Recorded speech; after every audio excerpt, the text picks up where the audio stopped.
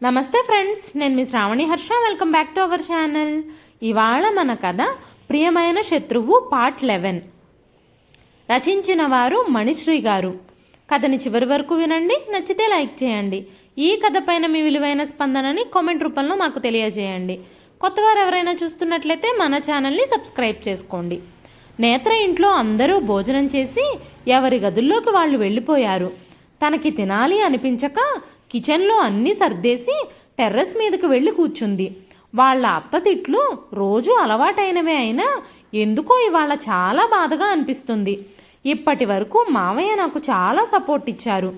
ఆయన వల్లే నేను ఇలా అయినా మిగిలాను. ఎలా అయినా మావయ్యని కాపాడుకోవాలి భగవంతుడా. నువ్వే నాకు సహాయం చెయ్యాలి. డబ్బులు త్వరగా అరేంజ్ అవ్వాలి. మావయ్యకి ఆపరేషన్ జరగాలి. నేత్ర, ఇక్కడున్నావా? వసు నవ్వుతూ దగ్గరకొచ్చి నేత్ర ఫోన్ని చేతిలో పెట్టింది. ఇందాకటి నుంచి నీ ఫోన్ రింగ్ అవుతుంది, ఎవరో చూడు. వసు అక్కడి నుండి వెళ్ళిపోయింది. నేత్ర ఫోన్ చూసేసరికి జై వీడియో కాల్ చేస్తున్నాడు. ఈయనేంటి వీడియో కాల్ చేస్తున్నాడు? ఆలోచిస్తూనే ఫోన్ లిఫ్ట్ చేసింది. ఏంటి సార్, నుదుటి మీద ఆ గాయం ఏంటి? అది స్టెప్స్ ఎక్కుతూ ఉంటే స్లిప్ అయి పడిపోయాను సార్. అవునా, జాగ్రత్తగా ఉండాలి కదా నేత్ర. ప్రమాదాలు మనకి చెప్పి రావు కదా సార్. ఇంతకీ ఫోన్ ఎందుకు చేశారు? లేదు, రేపు మీటింగ్ని అజయ్ హ్యాండిల్ చేస్తాడు. మిగతా బోర్డు మెంబర్స్ అందరికీ ఇన్ఫామ్ చెయ్యి. అలాగే సార్, నేను ఇన్ఫామ్ చేస్తాను. ఓకే, ఇంకా ఏమైనా మర్చిపోయానా? అది నాకెలా తెలుస్తుంది సార్? అయితే భోజనం చేసి పడుకో. నేత్ర ఆశ్చర్యంగా చూసింది. మీకెలా తెలుసు నేను తినలేదని? నీ మొహం చూస్తేనే తెలుస్తుంది. ఇంట్లో గొడవలు కామన్, దానికి తినడం మానేస్తావా? అన్నీ తెలిసినట్టే మాట్లాడుతున్నారు. ఇక్కడే ఉన్నారా ఏంటి? లేదు, నేను మా మామ్ దగ్గర ఉన్నాను. నేను నమ్మను. మీరు మీ అమ్మ దగ్గర ఉంటే మా ఇంట్లో జరిగిన గొడవ గురించి మీకెలా తెలిసింది? నిజం చెప్పండి, ఎక్కడున్నారు? నమ్మవా? సరే, మా మామ్కి ఇస్తున్నా, నువ్వే మాట్లాడు. ఫోన్ పక్కనే ఉన్న వాళ్ళ అమ్మకిచ్చాడు. ఆవిడ నేత్రను చూసి నవ్వుతూ హాయ్ చెప్తుంది. హాయ్ మేడం, ఎలా ఉన్నారు? నేను బాగున్నాను నేత్ర, నీకేమైంది? ఏం లేదు మేడం, చిన్న దెబ్బే. జాగ్రత్తగా ఉండాలి నేత్ర. అందులోని నీలాంటి బ్రేవ్ గర్ల్స్ ఇంకా జాగ్రత్తగా ఉండాలి. మేడం, మా వాడు చెప్పాడు ఉదయం రెస్టారెంట్లో ఎవరినో చితక్కొట్టావంట కదా. చెప్పేశారా? అదేదో చిన్న గొడవ మేడం. గొడవ ఏదైనా కానివ్వు, కానీ నీ గట్స్ నాకు నచ్చాయి. అమ్మాయి అంటే నీలానే ఉండాలి నేత్ర. నేత్ర నవ్వుతుంది. అరే, నీ నవ్వు చాలా బాగుంది. మా వాడు చెప్పింది నిజమే. ఏం చెప్పాడు? నీ నవ్వు బాగుంటుంది అని. మా ఇటివ్వు. రాధ చేతిలోని ఫోన్ లాక్కోవడానికి ట్రై చేస్తాడు. నువ్వు ఉండరా. చూడు నేత్ర, సమస్యలు ఎన్నున్నా సరే ముందు కడుపు నిండా భోజనం చెయ్యి. అప్పుడే సమస్యలను ఎదుర్కోవడానికి మనసుతో పాటు శరీరం కూడా సిద్ధంగా ఉంటుంది. మనోధైర్యం పెరుగుతుంది. అర్థమైంది మేడం. అయితే వెళ్ళి భోజనం చెయ్యి, లేదంటే మళ్ళీ కళ్ళు తిరిగి పడతావు. ఇది కూడా చెప్పేశారా? చెప్పాగా, వాడు నా దగ్గర ఏదీ దాచడు అని. ముందు వెళ్ళి భోజనం చెయ్యమ్మా. అలాగే మేడం. అలాగే అంటే కుదరదు. తినకపోతే నా మీద ఒట్టే. తప్పకుండా తింటాను మేడం. గుడ్, ఉంటాను. ఫోన్ కట్ చేసి జై వైపు చూసింది రాధ. తననే చూస్తూ కూర్చున్నాడు. తను తింటుందంటావా? ఖచ్చితంగా తింటుంది. నువ్వు రిలాక్స్ అవ్వు. జై నవ్వుతూ రాధ చెంప మీద ముద్దు పెడతాడు. నేత్ర ఫోన్ కట్ చేసి ఆలోచిస్తూ కూర్చుంది. మీరు చాలా లక్కీ సార్. మిమ్మల్ని ఇంతగా ప్రేమించే తల్లి దొరికింది. కానీ నా తల్లి నన్ను భారం అనుకొని వదిలేసి వెళ్ళిపోయింది. ఇద్దరికీ ఎంత తేడా. దీర్ఘంగా నిట్టూర్చి పైకి లేచి కిందికి వచ్చి భోజనం పెట్టుకొని తింటుంది. వసు గదిలో నుంచే చూసి బయటకొచ్చింది. ఏంటి నేత్ర, ఇంకా భోజనం చేయలేదా? లేదు, ఇందాక ఆకలి అనిపించలేదు. ఓ, మీ బాస్ మాట్లాడగానే ఆకలేసిందన్నమాట. సరదాగా అన్నాలే, త్వరగా తినేసిరా. ఉదయాన్నే ఆఫీస్లో మీటింగ్కి సంబంధించిన అన్ని ఏర్పాట్లు పూర్తి చేసి అజయ్ కోసం ఎదురు చూస్తూ ఉంది. కాసేపటికి అజయ్ రావటంతో మీటింగ్ స్టార్ట్ అయ్యింది. మీటింగ్ పూర్తయిన తరువాత తన క్యాబిన్లో కూర్చుని ఫైల్స్ చెక్ చేస్తుంది నేత్ర. ఇంతలో తన ఫోన్ రింగ్ అవుతుంది. ఏదో కొత్త నెంబర్. ఇప్పటి వరకు జై నెంబర్ నుండి తప్ప ఇంకెవ్వరి నుండి కాల్ రాలేదు తనకి. జై ఫోన్ చేస్తే లిఫ్ట్ చేసి మాట్లాడడమే కానీ తను ఇంకెవ్వరికీ ఫోన్ చేయలేదు. తన నెంబర్ ఎవ్వరికీ ఇవ్వలేదు. అభికి కూడా కొత్త నెంబర్ నుండి కాల్ రావటంతో ఆలోచిస్తూనే ఫోన్ లిఫ్ట్ చేసింది. హలో నేత్ర, అవును, మీరెవరు? ఐ యామ్ విశ్వేశ్వర్, నీతో కొంచెం పర్సనల్గా మాట్లాడాలి, వచ్చి కలవగలవా? నేను ఇప్పుడు ఆఫీస్లో ఉన్నాను సార్. ఓకే, ఈవినింగ్ నేనే మీ ఆఫీస్ దగ్గరున్న బస్ స్టాప్కి వస్తాను, అక్కడే కలుద్దాం. నేత్ర, నన్ను కలుస్తానన్న విషయం ఎవ్వరికీ చెప్పకు. ఎందుకని సార్? ఈవినింగ్ అన్నీ వివరంగా చెప్తాను, ఓకేనా? Okay sir. ఫోన్ కట్ చేసి ఆలోచిస్తూ ఉండిపోయింది. నాతో ఏం మాట్లాడాలనుకుంటున్నారు? చూద్దాం. ఏంటి నేత్ర దీర్ఘంగా ఆలోచిస్తున్నావు? అజయ్ నవ్వుతూ దగ్గరకొచ్చి పక్కనే ఉన్న చైర్లో కూర్చున్నాడు. Nothing sir. జై సార్ ఎందుకు రాలేదు? ఏం మిస్ అవుతున్నావా?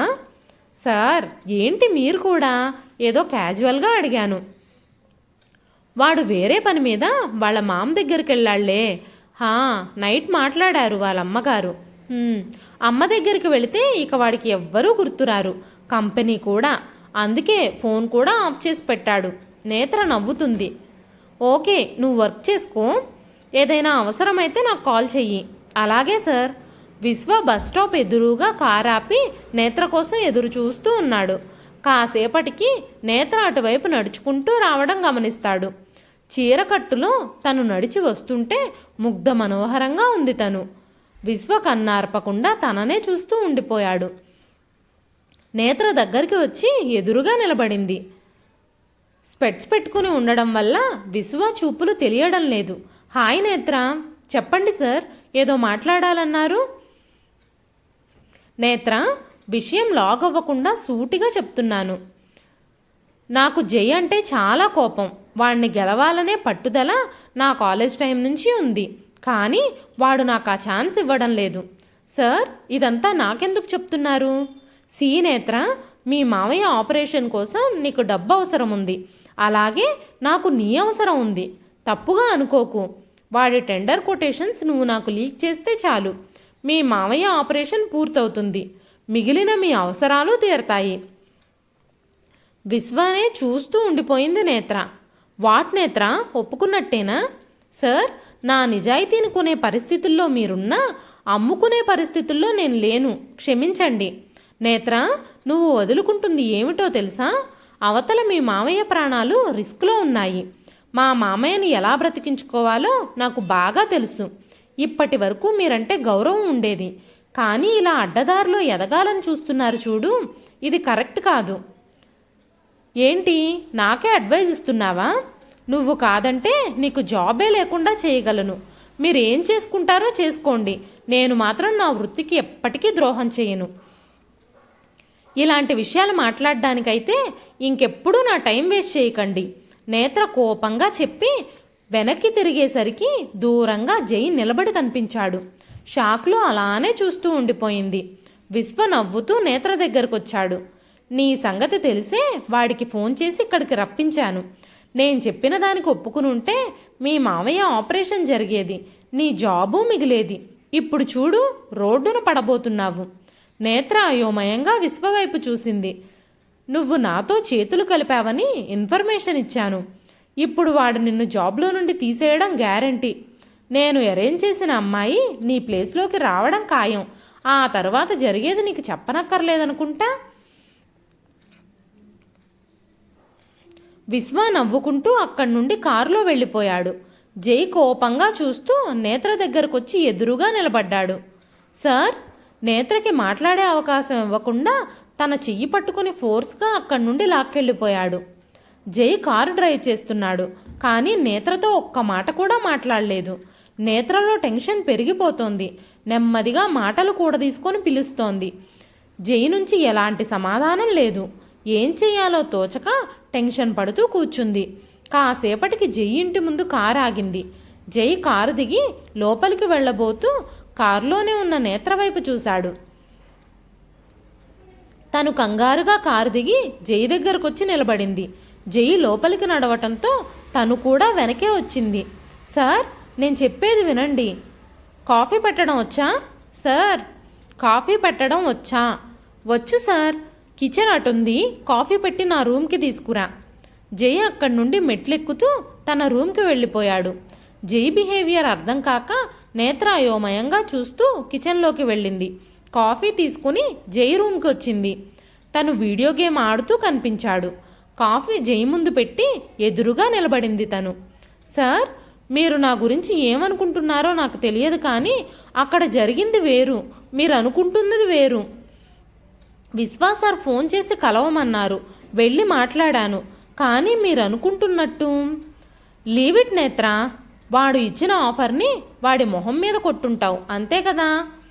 నీకు మోసం చేయడం రాదు నేత్ర. ఇన్ని రోజులుగా నిన్ను చూస్తున్నాను, నువ్వేంటో నాకు తెలియదా? వాడు చెప్పిన మాటలు నేనెందుకు నమ్ముతాను? నేత్ర రిలాక్స్గా ఊపిరి తీసుకుంది. Thank you sir. It's okay. మరి నన్ను ఇక్కడికి ఎందుకు తీసుకొచ్చారు? ఊరికే బోర్ కొడుతుంది, కాలక్షేపం అవుతుందని. నాకు ఇంటి దగ్గర పనుంది సార్, వెళ్ళాలి. అబ్బా వెళ్దువులే, కాసేపు కూర్చో. నేత్ర చెయ్యి పట్టుకొని పక్కనే కూర్చోబెట్టాడు. సార్, ఏంటిది? గేమ్ ఆడతావా? నాకు రాదు. జై నవ్వుతూ రిమోట్ పక్కన పెట్టి నేత్ర వైపు తిరిగాడు. పోనీ నీకేం వచ్చో చెప్పు, అదే ఆడదాం. నేత్ర కోపంగా జై వైపు చూసింది. తొక్కుడు బిళ్ళ ఆటొచ్చు, ఆడతారా? అబ్బో, ఆ అమ్మాయి గారికి బాగా కోపం వచ్చినట్టుంది. లేకపోతే ఏంటి సార్, నేను ఇంటికి వెళ్ళాలి అంటుంటే మీరు ఆటలు ఆడమంటున్నారు. ఓకే, అందరికీ తెలిసిన ఆట ఆడదాం. కబడ్డీ ఓకేనా? నాట్ ఓకే, నేను వెళ్ళాలి సార్. నేత్ర, నువ్వు ఆట ఆడే వరకు కార్ కదలదు. ఏంటి సార్ ఇది? సరే, నేను నడిచెళ్తాను. ఇక్కడి నుంచి 5 కిలోమీటర్స్ వరకు ఏమీ దొరకవు. తర్వాత నీ ఇష్టం. ఒక్క ఆట ఆడు, నువ్వు గెలిస్తే వెంటనే తీసుకెళ్ళిపోతాను. అబ్బా, టార్చర్ చేస్తున్నారు. ఏం కబడ్డీ ఆడడం కూడా రాదా? హలో, నేను కబడ్డీ స్టేట్ ఛాంపియన్ని.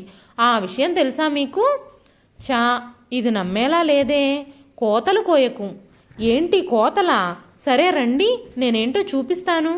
కాసేపటికి ఏర్పాట్లు చేసి జై, నేత్ర కబడ్డీ కోర్టులో నిలబడ్డారు. నేత్ర చీర కొంగు నడుంకి బిగించి కట్టింది. ముందు నేత్రనే కూతకు రమ్మని చెప్పటంతో తనే వస్తుంది. జై తన్ని పట్టుకోబోయేంతలో వెనక్కి వచ్చేసింది. తర్వాత జై వచ్చాడు. నేత్ర ఆటలో లీనమై అన్నీ మర్చిపోయింది. జై రావడంతోనే గట్టిగా తన్ని పట్టుకుంది.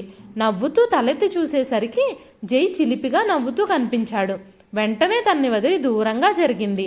అప్పటికే ఆకాశంలో మబ్బులు కమ్ముకున్నాయి. నేత్ర, కమ్. సరే సార్, మళ్ళీ ఆట మొదలవుతుంది. తనకి ఎంతో ఇష్టమైన ఆట కావటంతో నేత్ర చాలా హ్యాపీగా పార్టిసిపేట్ చేస్తుంది. నేత్ర తన వైపు రావటంతోనే తన 2 చేతులు వెనక్కి మడిచి తనని తన వైపు లాక్కున్నాడు జై. నేత్ర షాక్తో అలానే చూస్తూ ఉండిపోయింది. అప్పటికే చినుకులుగా మొదలైన వర్షం కుండపోతగా మారి ఇద్దరూ పూర్తిగా తడిసిపోయారు. జై తన కళ్ళల్లోకి చూస్తూ మొహం మీద పడిన తన జుట్టుని చెవి వెనక్కి పెడతాడు.